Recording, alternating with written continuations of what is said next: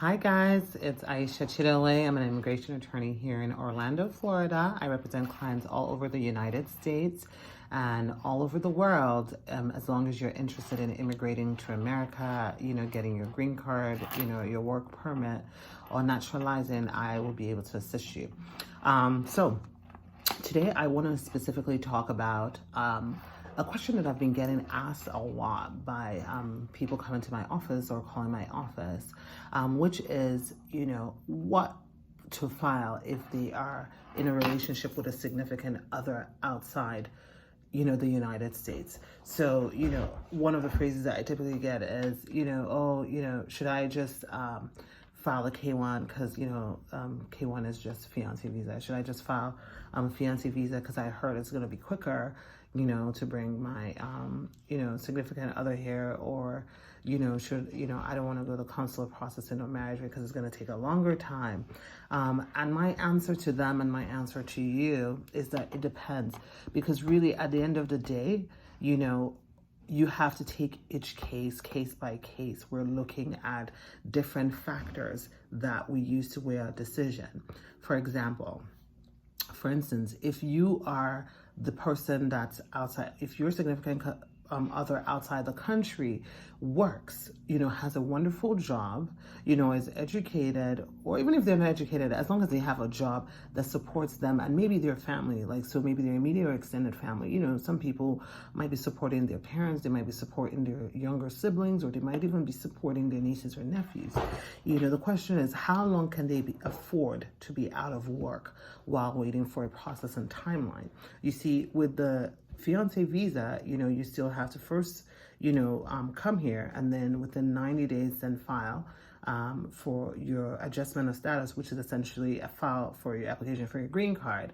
And then there's a process and a timeline in several months, before you're able to work. And you want to ask yourself realistically, if you take that time off, is the rest of your family going to survive? Are you going to be a burden?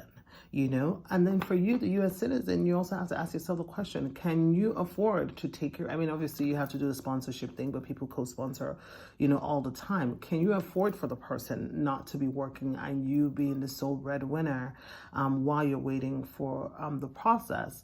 Or sometimes, you might have a U.S. citizen spouse or U.S. citizen significant other here who's pregnant here and maybe has difficulties, in her pregnancy, and she can't work.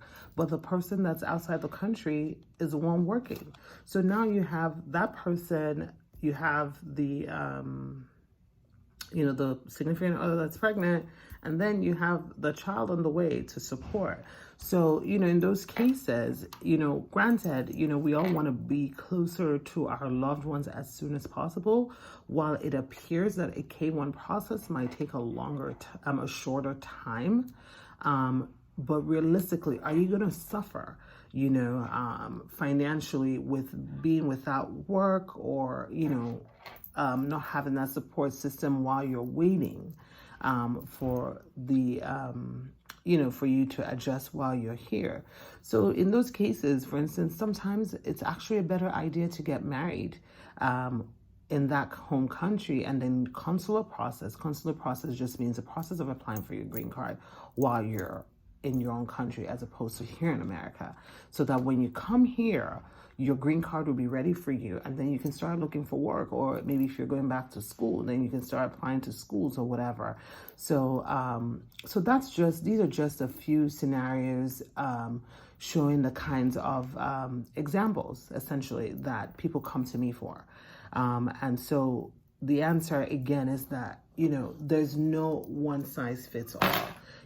My preference is always to sit down with you, a potential client, and then we just go over all the factors of both you and your significant other, and then we craft what is a better solution or better process for you guys, ultimately, with the ultimate end goal of you guys being together, but being together in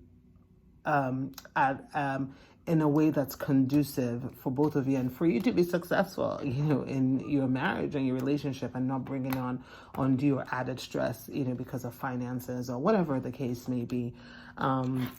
And of course, this video is for informational purposes only, so of course I'm an attorney, but I'm not your attorney. So I'm just giving this information because this is something I get asked all the time. And, I just want to give you an example of why there can be variances, in the answer that I give people. Of course, if there's nothing, working back home and you don't really care, then of course, do the marriage, do the fiancé visa and then come here, and it makes no difference. But again, it's always important. So when people call and say, well, which one should I do?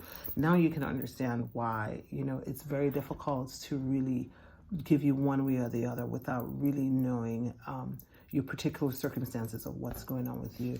And of course, if you are in this situation and you need some sort of legal guidance or counsel, or someone to strategize with you of what the best way is, definitely give me a call. My number is 407-995-6567. I would love to help you. All right, if you found this video helpful, I'd love for you to like or love down below and